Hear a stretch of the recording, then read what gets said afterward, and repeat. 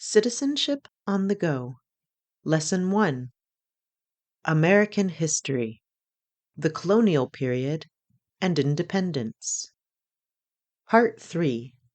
The Revolutionary War. The Revolutionary War was fought throughout the 13 states that had adopted the Declaration of Independence on July 4th, 1776. The American army lost so many battles toward the start of the war that the colonists fighting to gain self-government and independence from Great Britain began to lose hope of succeeding.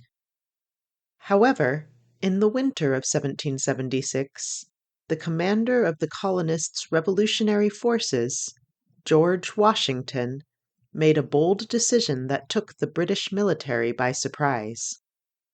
In the middle of the night, on December 25th, Washington silently crossed the dangerously icy Delaware River with around 2,400 Revolutionary soldiers and made an attack on enemy troops quartered on the other side in Trenton, New Jersey.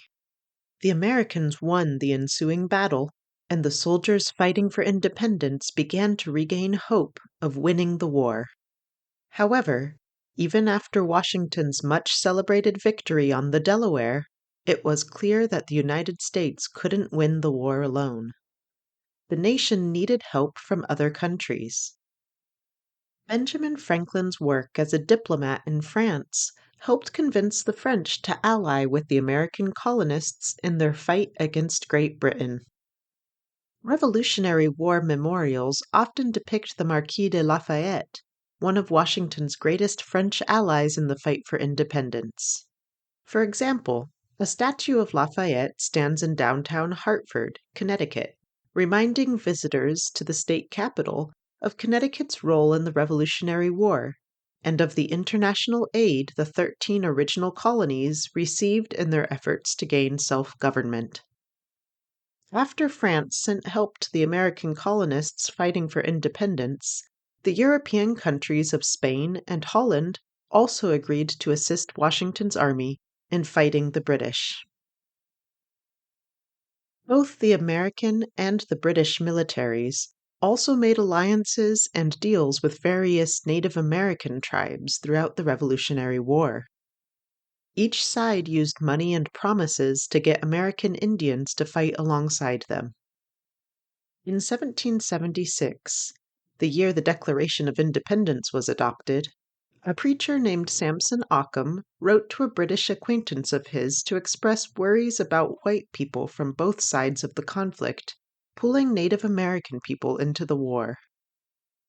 Occam was a member of the Mohegan tribe in Connecticut and felt that the colonists' fight for independence had nothing to do with Native Americans such as himself. Here's a part of the letter Occam wrote to his British acquaintance in 1776. The Indians in general everywhere are peaceable and choose not to meddle with your own contentions and quarrels.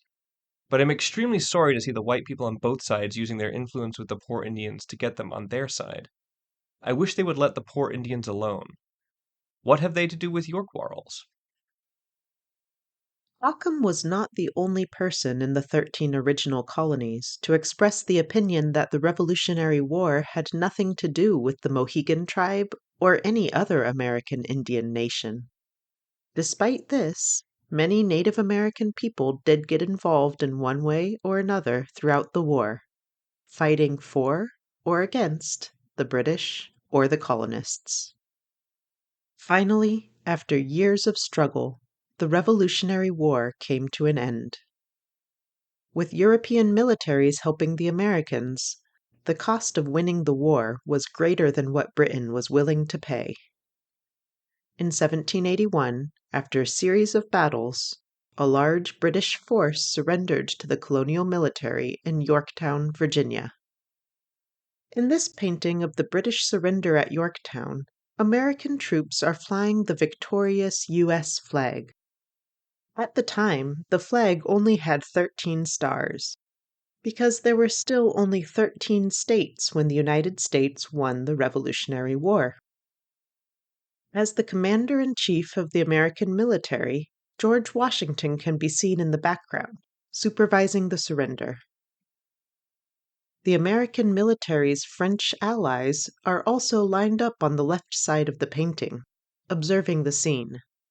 Their presence is a reminder that the colonies could not have won the war for independence from Great Britain without help. After the war, George Washington was chosen to be the first president of the United States. He was elected for 2 four-year terms, serving as president from 1789 to 1797. After his second term, Washington retired from politics and spent the rest of his life managing his family's plantation in Virginia.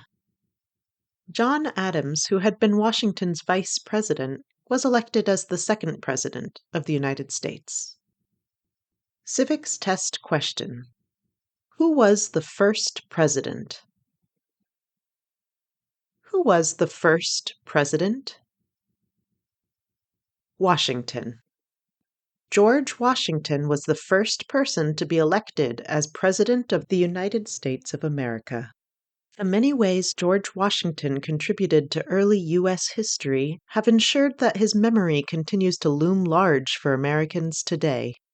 Like Benjamin Franklin, John Adams, and other people who signed the Declaration of Independence or who helped write the U.S. Constitution, George Washington is considered a founding father of the United States.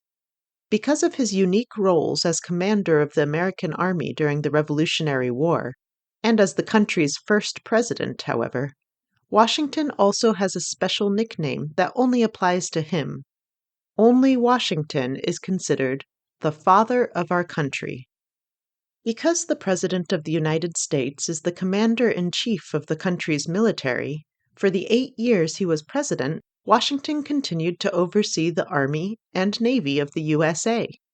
He was the country's first commander-in-chief. The current capital of the United States of America, Washington, D.C., is named after him. Civics test question. Who is the father of our country? Who is the father of our country? Washington. Americans sometimes call George Washington the father of our country. Civics test question. Who is Commander-in-Chief of the military? Who is Commander-in-Chief of the military? The President. The U.S. President is the Commander-in-Chief of the country's military. Since Washington was the first president, he was also the first Commander-in-Chief. Civics test question. What is the capital of the United States? What is the capital of the United States? Washington, D.C. The capital of the United States is Washington, D.C.